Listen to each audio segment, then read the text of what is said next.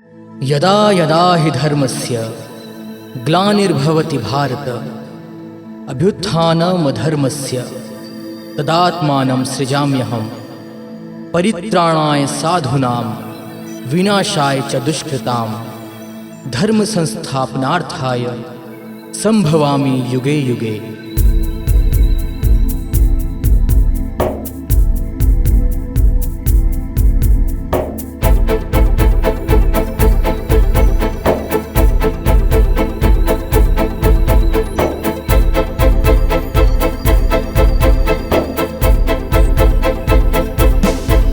यदुवंश के ये शान हैं, कुरुक्षेत्र के बलवान हैं। यदुवंश के ये शान हैं, कुरुक्षेत्र के बलवान हैं। नीति धर्म पहचान है,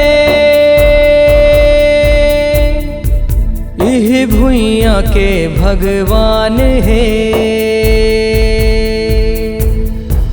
जय जय हे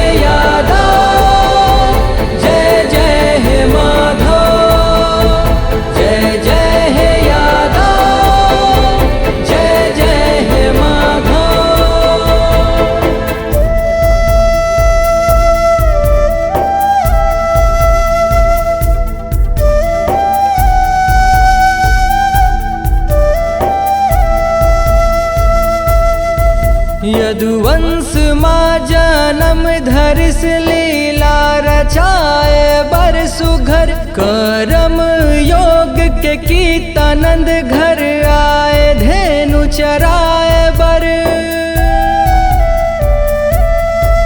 जन्म लेवत कंस के करम लाता तथैया नचाए बर। आनी बानी के असुर लमारे धर्म के लाज बचाए बर। महिमा परंपार है, ये जग हमाया बाजार है। जय जय हे यादव, जय जय हे माधव। जय जय हे यादव, जय जय हे माधव।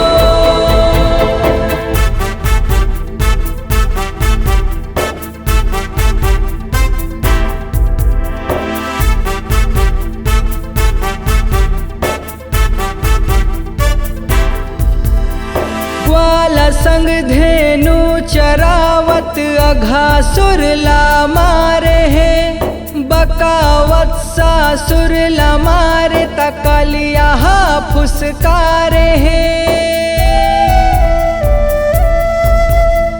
कालियानाथ के सिर हरिहा फन मनाच डारे है। विष रहित जमुना होगे कारी रूप धर डारे है। शास्त्र के ही सार है, सरिसार के अवतार है। जय जय हे यादव, जय जय हे माधव। जय जय हे यादव, जय जय हे माधव।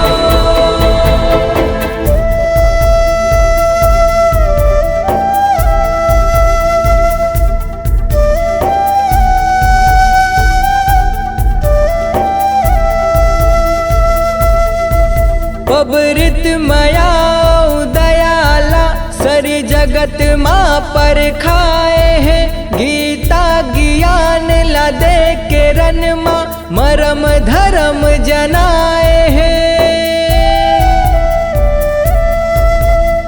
बिन करम के मरम निपावे धर्म रद्दा दिखाए हैं। कांति कार्तिक मौनी लाला भक्ति रंग मरंगाए हैं। कृष्णा परम अवतार है, हर चरण माँ उद्धार है।